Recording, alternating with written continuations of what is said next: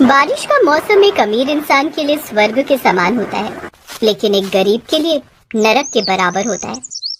जब भी अखबारों में देखता हूँ या खबर सुनता हूँ तो भारत में ही बहुत सारी जगह मूसलाधार बारिश हो रही है, पर हमारे गांव में तो जैसे बारिश किसी ने रोक दी है। अरे क्या हुआ चाचा, आसमान की तरफ देखकर क्या बड़बड़ा रहे हो? अरे राजू बेटा, क्या बताऊँ, देश में कई जगह तो ऐसी बारिश हो रही है कि लोग तबाह हो गए, और हमारे यहाँ तो बिल्कुल बारिश ही नहीं हो रही। कहीं हमारी फसलें तबाह ना हो जाए। अरे परेशान मत हो चाचा, सावन का महीना चल रहा है और कहते हैं सावन में तो बारिश जरूर होती है। अगले दिन ही सावन का सोमवार था। मनोहर लाल अपनी झोपड़ी से बाहर निकला तो देखा कि आसमान में काले बादल मंडरा रहे थे। देखो देखो, हल्की हल्की बूंदें गिरने लगी। मैं जरा अपने खेतों की तरफ जा रहा हूँ, उसके बाद दुकान पर जाऊँगा। मनोहर अपने खेतों में काम करने के अलावा अपना घर चलाने के लिए किसी दुकान में भी काम करता था। सुबह सुबह हल्की बारिश होने लगी और मनोहर भागकर अपने खेतों की तरफ गया। उसकी फसलें लहरा रही थी, जिसे देखकर उसे बहुत खुशी हुई। अपनी फसलों को चूमकर वो अपने घर आ गया। अरे पापा, आप तो बारिश में भीग गए, मैं भी बाहर बारिश में नहाने जा रहा हूँ। इतना कहकर मनोहर लाल का बेटा विक्की बाहर बरसात में नहाने चला गया। इधर मनोहर लाल दुकान जाने की तैयारी करने लगा। सुशीला, मैं दुकान जा रहा हूँ। लेकिन बाहर बारिश बहुत तेज हो रही है, ना ही आपके पास छाता है और ना ही रेनकोट। दुकान जाते जाते तो भीग जाएंगे आप। अरे तो क्या हुआ, वैसे भी पहली बार हमारे गांव में बारिश हुई है, दुकान जाकर सुखा लूंगा खुद को। मनोहर भीगते हुए ही दुकान पहुंच गया। दुकान के मालिक ने उसे ऊपर से नीचे देखा और उसे फटकार लगा। मनोहर, अब तुम कोई छोटे बच्चे नहीं रहे जो बरसात में भीगते हुए दुकान चले आए। पूरी दुकान गंदी हो जाएगी। मालिक, मेरे पास ना ही छाता है और ना ही रेनकोट। दुकान भी टाइम पर आना जरूरी था, इसलिए भीगते हुए आ गया। पर आप टेंशन मत लीजिए, मैं पॉलिथीन में दूसरे कपड़े लाया हूँ। ठीक है ठीक है, जल्दी से दुकान के पीछे जाकर कपड़े बदल लो और काम पर लग जाओ। कल से छाता या रेनकोट ले लेना, वरना बहुत दिक्कत हो जाएगी। रात में सब लोग घर आ गए और बारिश कई गुना तेज हो गई। ये ऊपर वाला भी ना जाने क्या क्या करता रहता है।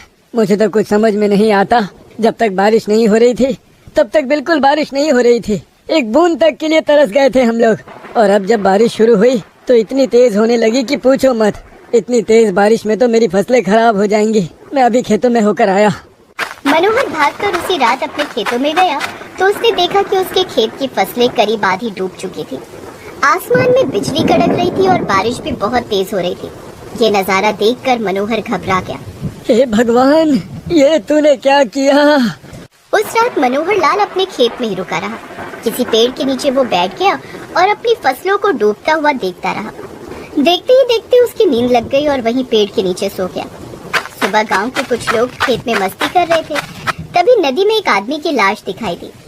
अरे मोनू, ये रातों रात अपने गांव में नदी कहाँ से आ गई? और नदी के किनारे देखो, लगता है किसी की लाश पड़ी हुई है।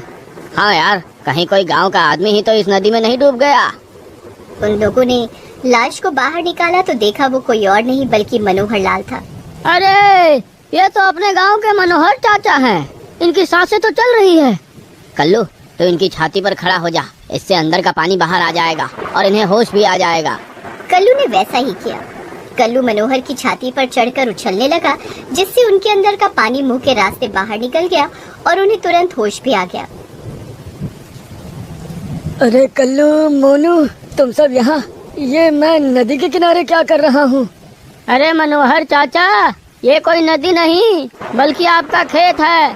पिछले 2 दिन से बारिश रुकने का नाम ही नहीं ले रही है। अभी तक बारिश हो रही है और इतनी बारिश के चलते ही आपका पूरा खेत भर गया और उसने नदी का रूप ले लिया। कल्लू, मेरी सारी फसलें खराब हो गई। मनोहर चाचा, ये तो बहुत बुरा हुआ। चलो हम लोग अपने खेतों की तरफ चलते हैं, देखते हैं हमारी फसलों का क्या हुआ। वो सारे लोग अपने खेतों की तरफ गए तो उनके सारे खेत भी नदी बन चुके थे। मनोहर अपने घर पहुंचा तो देखा उसकी झोपड़ी उड़कर कहीं दूर जा चुकी थी। उसकी पत्नी और उसका बेटा किसी पत्थर पर बैठे हुए थे। सुशीला, विक्की, हमारा घर कहाँ चला गया? आप तो रात भर पता नहीं कहाँ थे। रात में बारिश इतनी तेज हुई और तूफान इतनी तेज आया कि वो हमारे घर को भी अपने साथ उड़ा ले गया। किसी तरह मैंने विकी के साथ मिलकर सारा सामान प्रधान जी के घर में रख दिया है, पर हम अपना घर नहीं बचा पाए।